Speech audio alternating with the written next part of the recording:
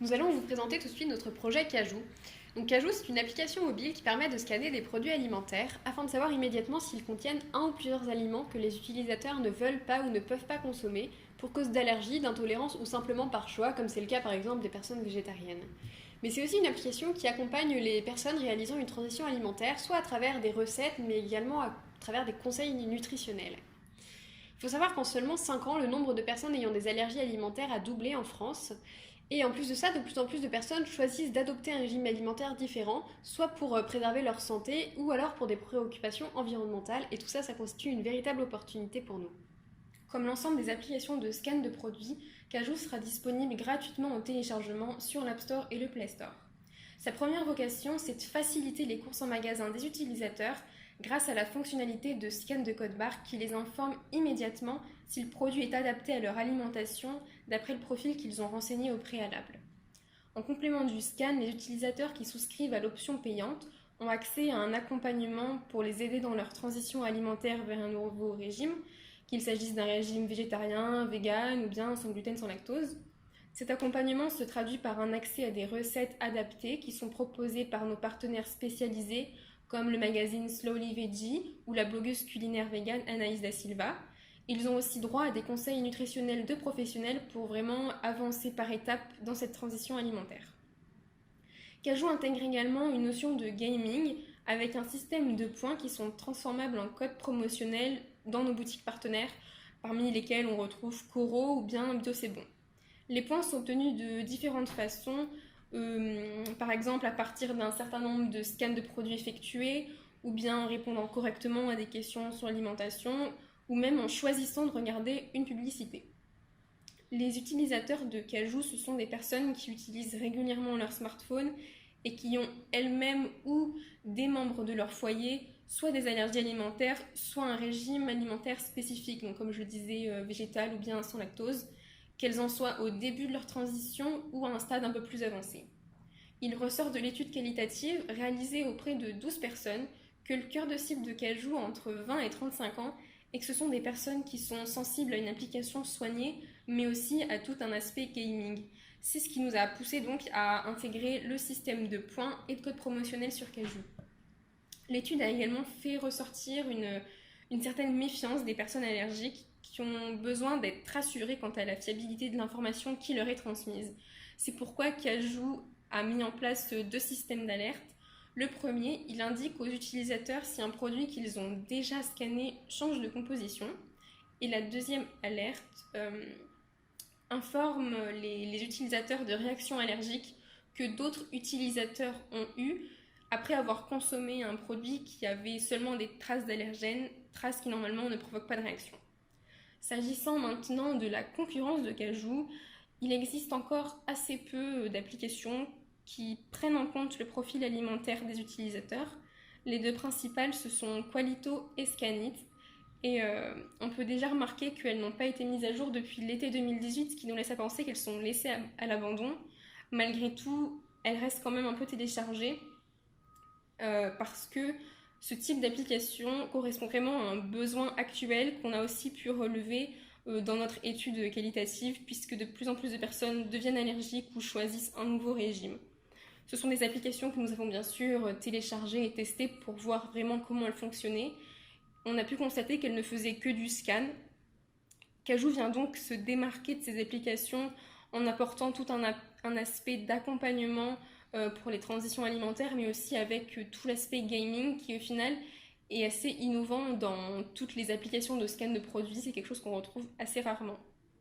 Il reste à souligner le risque d'un nouvel entrant potentiel qui serait dangereux pour Cajou. Il s'agit de l'application Yuka qui scanne des produits mais en fait une analyse plutôt nutritive. Si cette application venait à prendre en compte les différents régimes des utilisateurs, elle serait dangereuse puisqu'elle a une très grande notoriété en France, elle est très connue, très aimée du public français.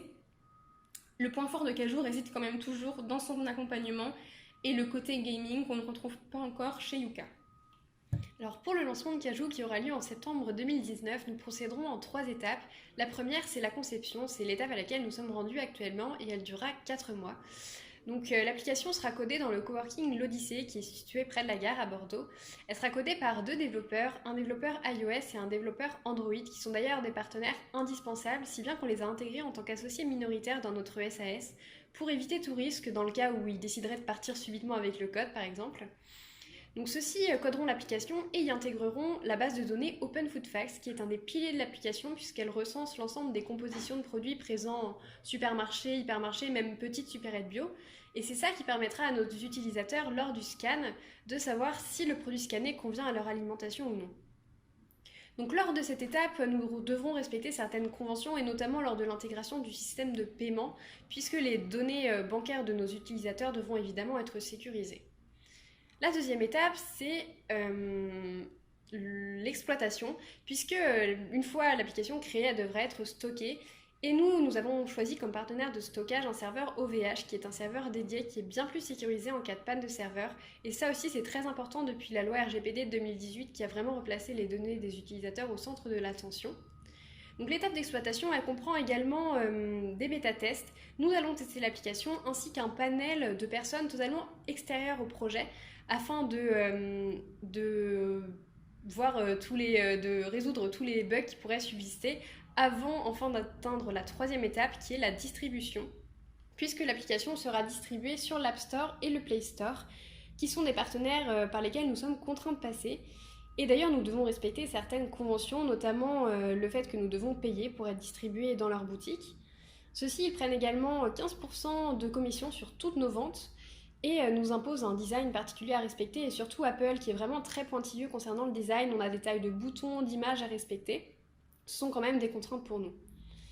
Pour que l'application soit connue dès sa sortie, nous lancerons un très important budget en communication et notamment sur Facebook Ads, puisque Facebook Ads nous permet de cibler les centres d'intérêt et l'âge des personnes auprès desquelles nous souhaitons que la publicité soit diffusée. Donc ça, c'est vraiment un véritable atout puisqu'on touche directement les personnes qu'on souhaite cibler. Nous nous rendrons également au salon Viva Technologie qui nous permet de nous intégrer dans un réseau d'acteurs numériques, ça c'est très important également. Et nous réaliserons une campagne avec 2 influenceuses, donc Alice Esmeralda qui est une youtubeuse recettes et cuisine, et Colline de la chaîne Et pourquoi pas Colline, dont les abonnés rentrent également totalement dans notre cible.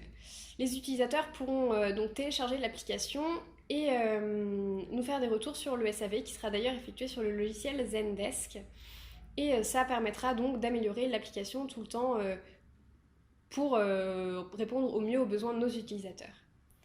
Nous estimons réaliser un chiffre d'affaires de 120 000 € la première année, et ça grâce à 3 sources de revenus. La première, c'est le freemium, donc qui rapportera 72 000 €, soit 60% du total des revenus la première année, et qui sera d'ailleurs sous la forme d'un abonnement mensuel ou annuel, donc pour 2 € par mois ou 18 € par an. Les utilisateurs pourront bénéficier de divers avantages.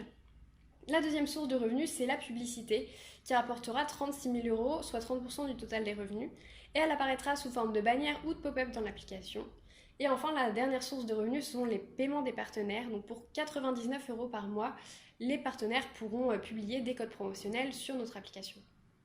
Pour démarrer l'activité, Cajoo a besoin de 47 000 €. 47 000 € qui seront financés en première partie par une bourse de la French Tech de 15 000 € que Cajoo espère obtenir. Et le reste sera financé par 15 000 € de capitaux propres, 12 000 € de compte courant d'associés et 5 000 € de Love Money. À partir de la seconde moitié de la première année, Cajoo espère également obtenir 50 000 € de capitaux d'investisseurs afin de vraiment fluidifier la trésorerie de cette première année, car c'est à partir de la seconde année que Cajoo sera rentable avec un résultat net d'environ 120 000 €.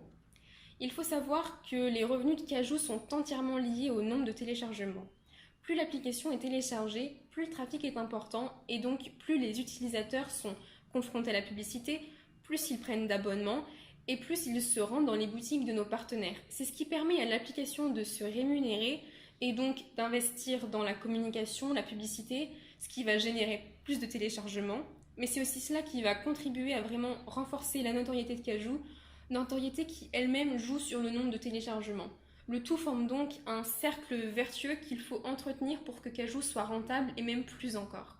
Merci beaucoup.